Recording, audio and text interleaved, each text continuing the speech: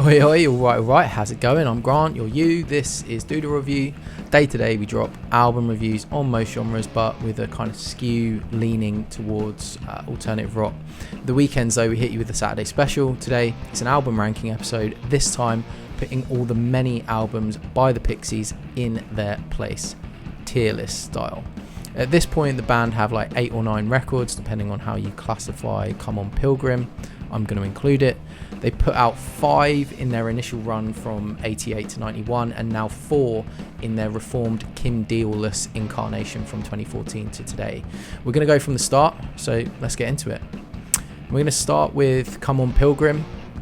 The band's first official release, I guess technically an EP, certainly was a mission statement that announced Pixies' brand of weirdness, raw, spooky surf rock with dark religious undertones, screaming, Spanish, rock and roll. The album opens with Caribou, which could just be an album all to itself, so impactful is it compared kind of to everything else. It's one of the band's best ever songs. For me, I think there's a couple of things that prevent me from hailing this as the classic that I've heard it referenced by others. There's a bit of a lack of Kim Deal. It feels like her abilities just hadn't been maybe fully tapped yet. And aside from a few moments towards the last few tracks, her influence kind of feels minimal by comparison of what's to come.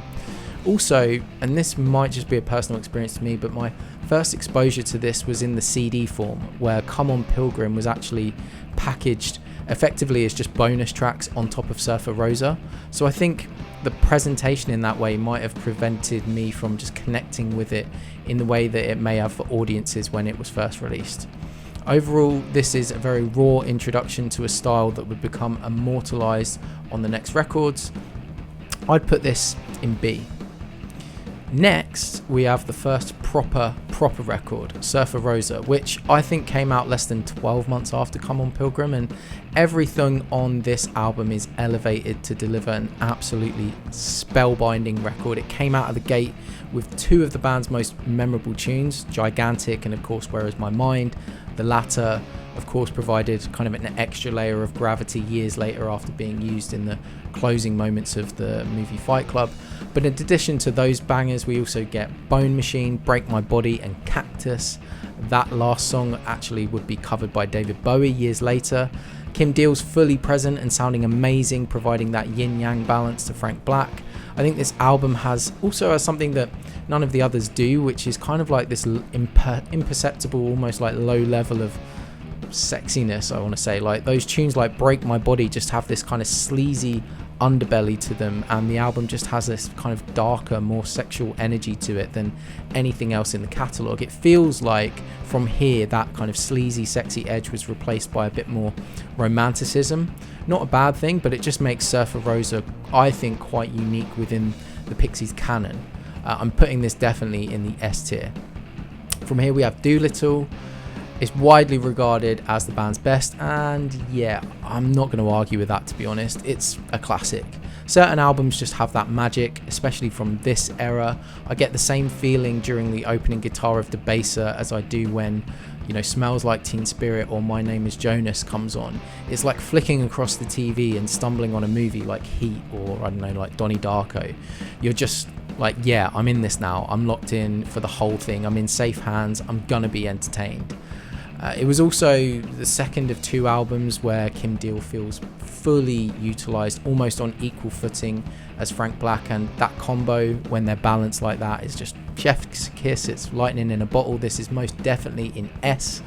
Yeah, sorry, I can't even try and be controversial and argue against it. It's a classic.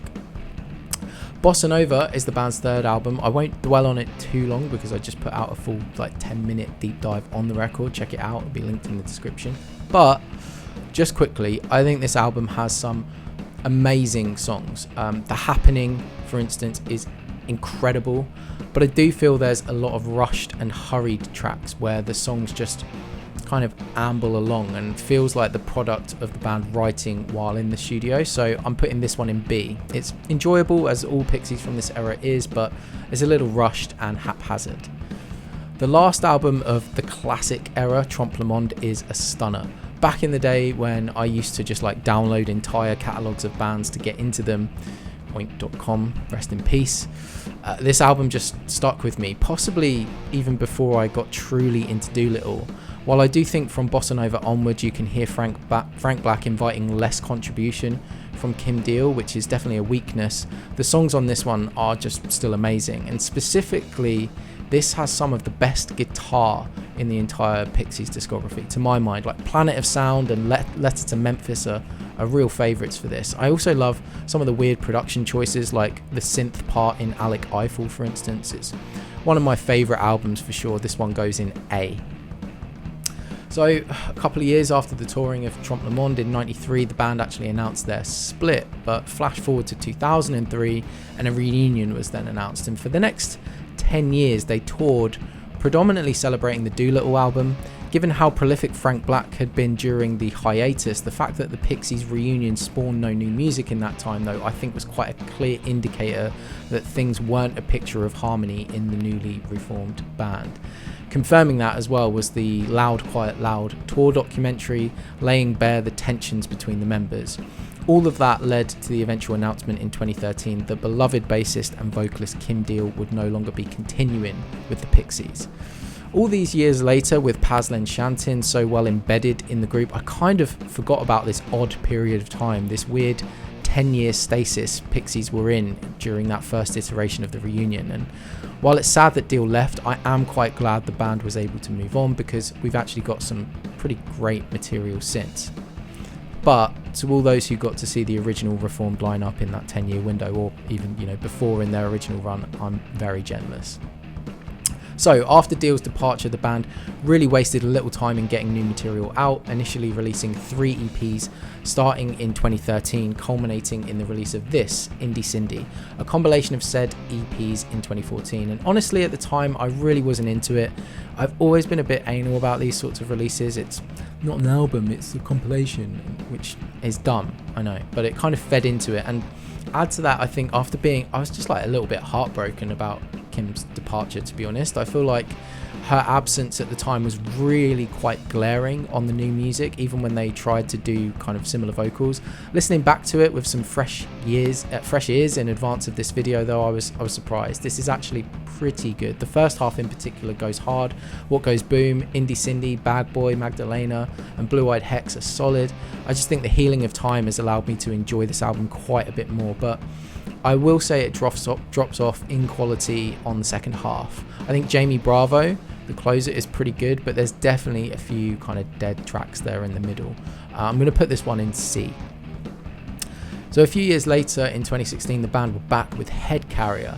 After some chaos in the lineup, initially with Jeremy Dubbs of the band Bunnies on bass for the studio recordings of those EPs and Indie Cindy, then the Muffs' Kim Shatuk, rest in peace, for a very brief period before being mysteriously and kind of unceremoniously let go. Then Pazlen Shantin joined the group. Paz is a solid bass player who had played in A Perfect Circle and Billy Corgan's Swan project.